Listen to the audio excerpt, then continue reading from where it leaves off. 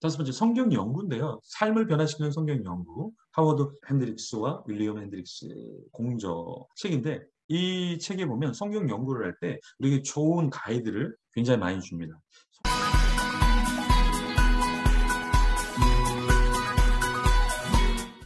성경 연구할 때 세 가지를 염두에 두라. 첫 번째는 뭐냐? 관찰. 두 번째는 뭐냐?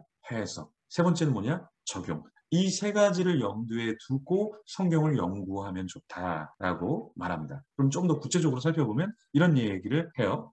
첫째, 관찰에서는 주요 용어, 문법적인 구조, 문학 양식, 그리고 본문의 분위기 등을 파악하라고 이야기를 해요. 이 관찰은 딱 봤을 때 발견할 수 있는 것들을 계속 끄집어내는 거예요.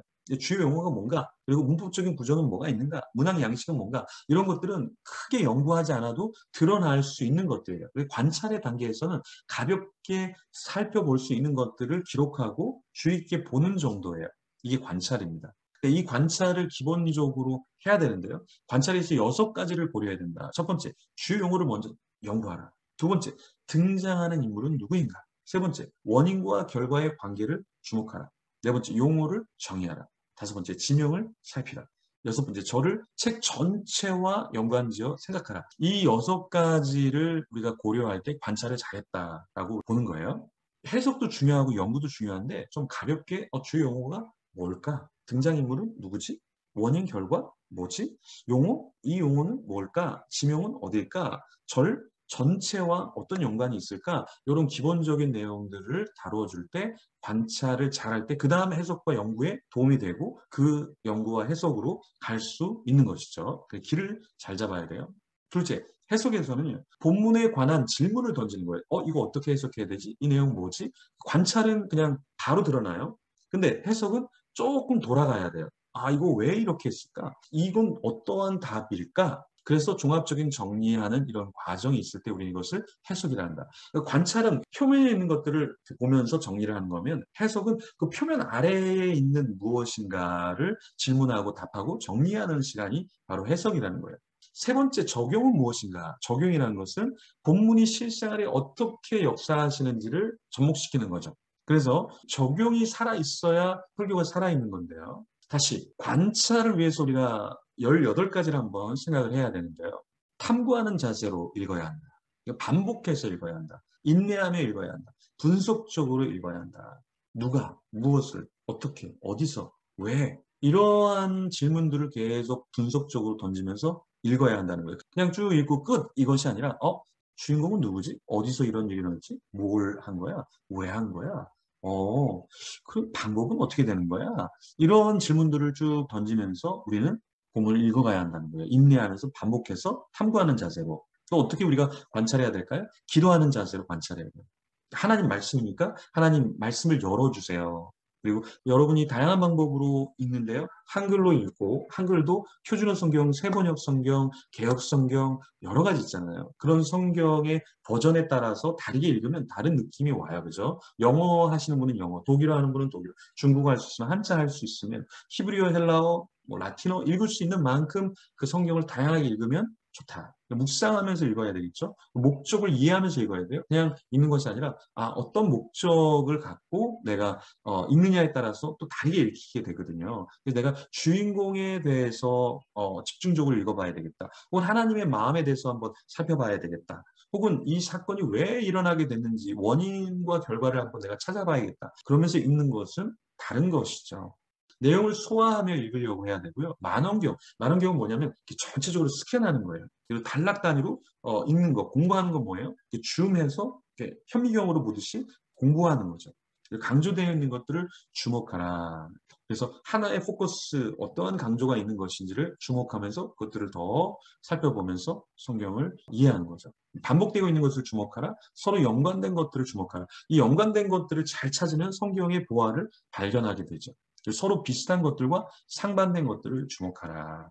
예를 들어 이혼에 대한 본문이라면 이혼이 아닌 상반된 것들은 무엇인가?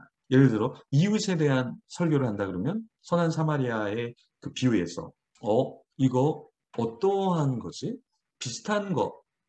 근데 다른 여인, 다른 주인공, 여기서는 어떠한 인물이 이 인물과 대조가 되지? 이렇게 비슷한 것과 상반된 것들을 나누어서 성경을 보면 이제 좋다라는 거죠.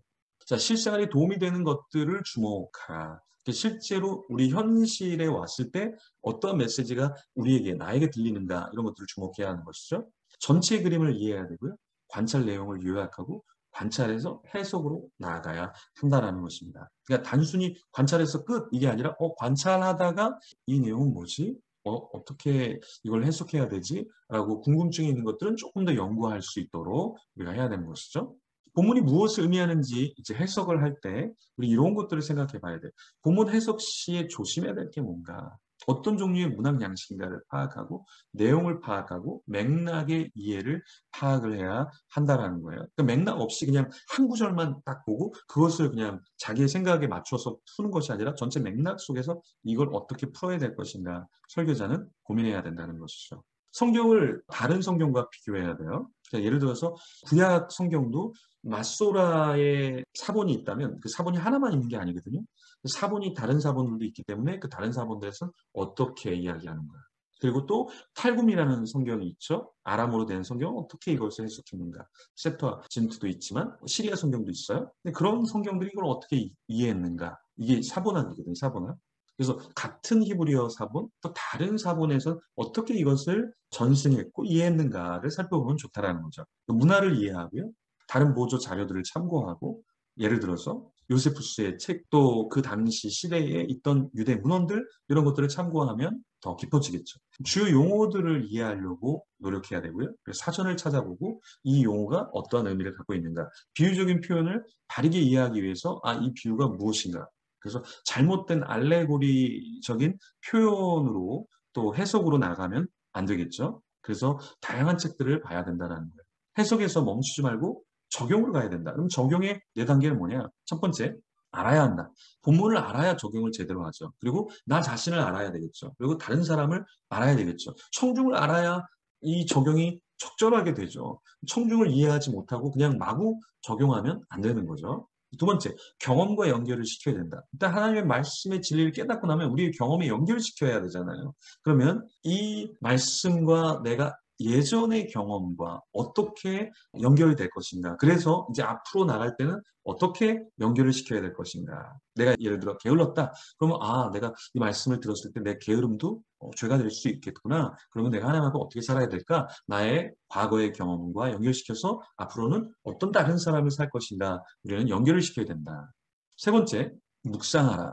묵상은 삶을 변화시키는 열쇠잖아요. 그래서 이 묵상을 계속해서 하려고 성경을 암송하기도 하고 그 암송한 것을 되뇌이다가 다시 하나님의 말씀을 깊게 우리가 이해할 수 있는 거죠. 그리고 실천하도록 해야 되는데요. 성경 공부의 궁극적인 목적은 진리를 아는 것에서 끝나는 것이 아니라 실천하는 거죠. 그래서 우리의 구원을 칭의와 성화의 양면으로 우리가 보잖아요.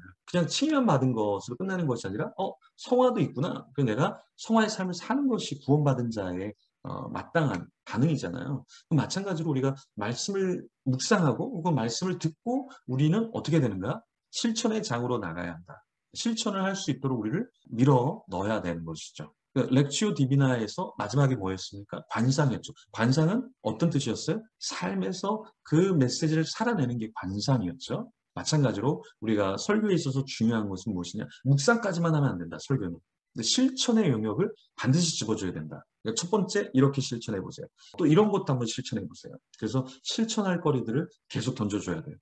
역동적인 공동체가 어떻게 만들어질까요? 알아서 하세요. 올해 알아서 신앙생활 하세요. 올해 알아서 성경 읽으세요.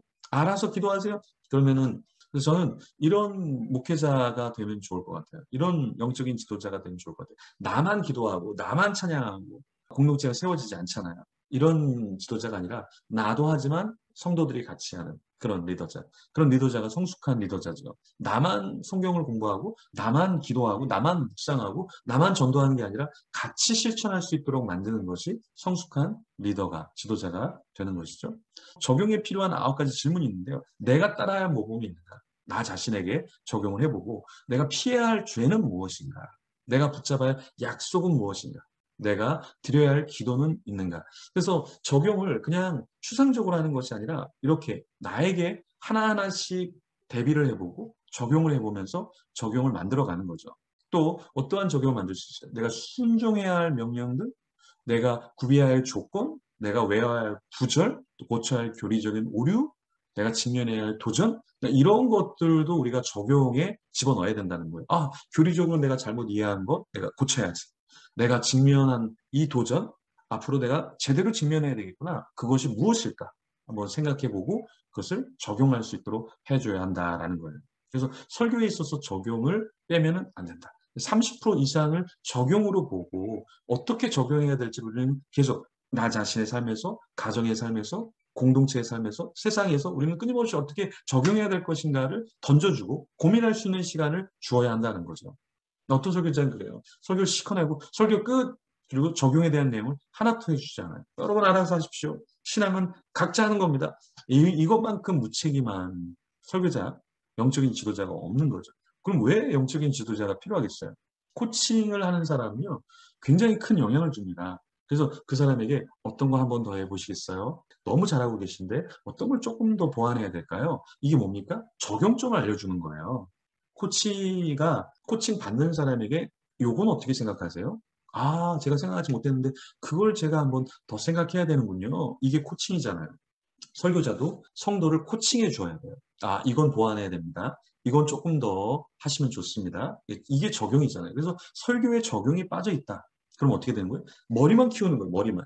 손발은 움직이지 않고 결국 근육이 다 빠져버려서 내가 서 있을 수조차 없는 그런 몸 상태가 되는 거죠. 저는 열심히 걸어 다녀요.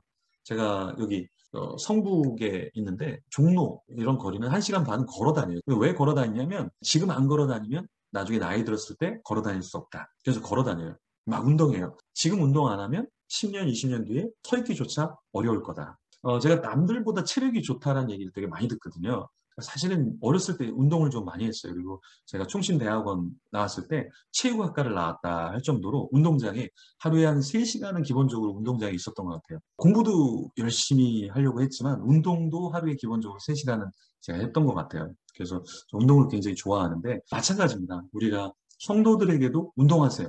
운동을 해야 됩니다. 이게 뭡니까? 이게 적용이거든요. 적용이 없이 그냥 네, 공부만 하세요. 뭐 바쁘신데 무슨 운동을요, 무슨 적용을요. 여러분도 힘든데 무슨 삶에 적용을 하겠어요. 그냥 괜찮아요. 다 하나님이 용서해 주십니다. 여러분들 그냥 편하게 사세요. 그러면은 편한 게 아니라 더 불편해져요.